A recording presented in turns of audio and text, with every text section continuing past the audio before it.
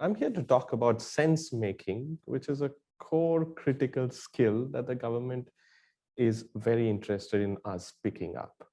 So predictive analytics is where a multitude of companies are thronging towards.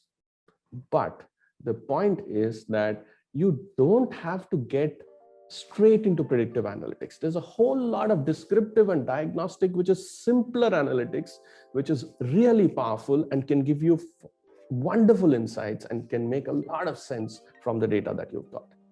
So if you're starting off on your journey, I would say you should start off on descriptive baby steps first, and then start taking it step by step.